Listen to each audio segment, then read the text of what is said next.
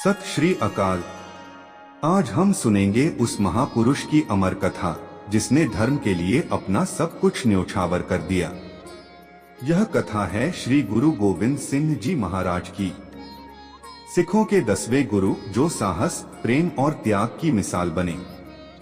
Video शुरू करने से पहले आप सभी से अनुरोध है, वीडियो लाइक करें और कमेंट करें। गुरु गोविंद सिंह जी का जन्म 22 दिसंबर 1666 को पटना साहिब बिहार में हुआ।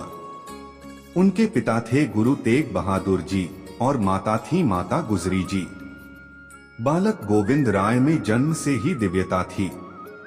वे गंभीर, तेजस्वी और करुणामय स्वभाव के थे। बचपन में जब बच्चे खेलते थे, वह तलवार चलाना और घुड़सवारी सीखते थे। साथ ही भक्ति और ध्यान में भी लीन रहते थे। लोग कहते थे, यह बालक साधारण नहीं है, यह ईश्वर की कोई विशेष देन है। सन 1675 में मुगल सम्राट औरंगजेब ने देश में धर्म परिवर्तन का तूफान खड़ा किया। कश्मीरी पंडितों पर जुल्म हो रहे थे। वे गुरु तेग बहादुर जी के पास आए और बोले, गुरुदेव, हमें बचाइए, हमारे धर्म को बचाइए।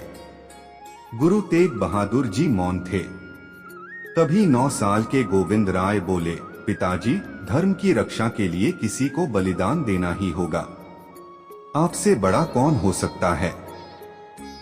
गुरु जी ने उस मासूम वाणी में भगवान की प्रेरणा देखी।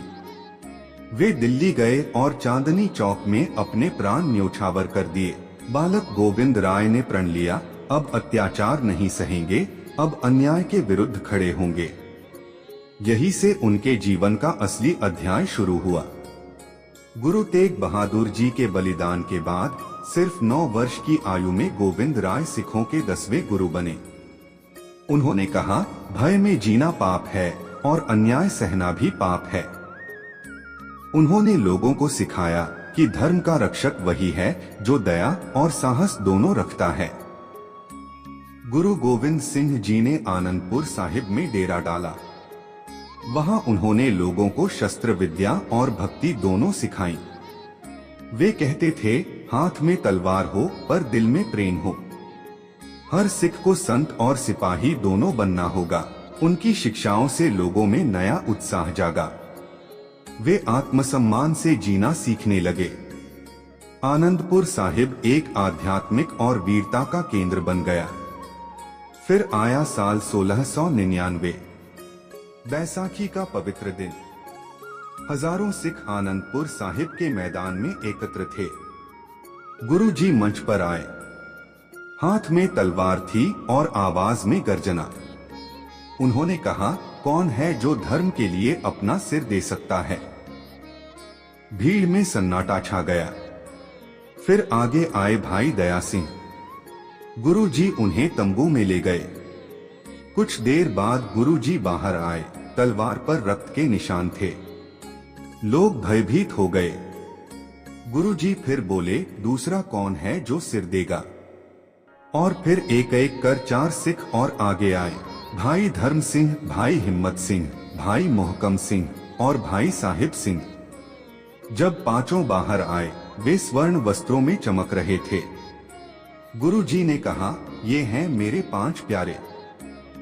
गुरु जी ने लोहे का बर्तन लिया, उसमें पानी और शक्कर डाली, अपनी तलवार से उसे घोला और कहा, वाहे गुरु जी का खालसा, वाहे गुरु जी की फतेह। 5 को अमृत पिलाया और कहा, आज से तुम जाति से नहीं, मानवता से बंधे हो। अब तुम खालसा हो। गुरु जी ने खुद भी उन्हीं से अमृत ग्रहण किया और कहा, आज गुरु और चेले में कोई भेद नहीं। आज से मैं भी तुम्हारे जैसा हूं और तुम मेरे जैसे। खालसा पंथ की स्थापना हो चुकी थी। गुरु जी ने 5 क की मर्यादा दी, केश, कड़ा, कंधा, कृपाण और कच्छा। उन्होंने कहा, जो सच्चा खालसा है वह सच्चे दिल से प्रेम और धर्म की राह पर चलेगा।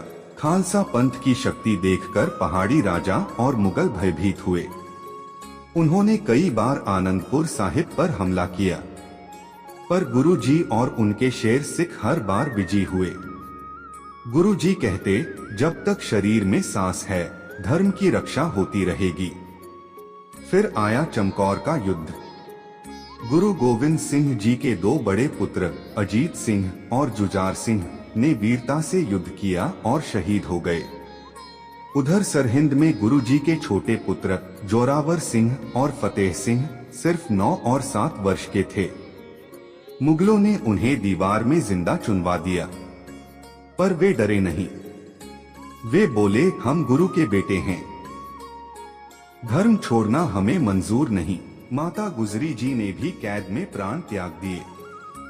गुरु जी ने जब यह समाचार सुना, उन्होंने शांत स्वर में कहा, धन्य हैं वे माता पिता जिन्होंने ऐसे पुत्रों को जन्म दिया। गुरु जी का हृदय दुखी था, पर उन्होंने साहस नहीं छोड़ा। उन्होंने कहा, मेरे 4 पुत्र गए हैं, पर अब हर सिख मेरा पुत्र है। उन्होंने धर्म और मानवता की ज्योति जलाई रखी। नांदेड़ में उन्होंने अंतिम उपदेश दिया। उन्होंने कहा, अब मेरे बाद कोई मनुष्य गुरु नहीं होगा। गुरु ग्रंथ साहिब ही सदा के लिए गुरु रहेगा। उन्होंने अपनी तलवार और आत्मा खालसा को समर्पित की। उनकी अंतिम वाणी थी, 1.25 लाख से एक लड़ाऊं तब गोविंद सिंह नाम कहा। गुरु गोविंद सिंह जी ने दिखाया कि धर्म का मार्ग केवल पूजा नहीं, बल्कि न्याय और करुणा है। उन्होंने सिखाया, जिसमें दया है वही वीर है, जिसमें प्रेम है वही भक्त है। उनका संदेश आज भी गूंजता है। वाहे गुरु जी का खालसा, वाहे गुरु जी की फतेह।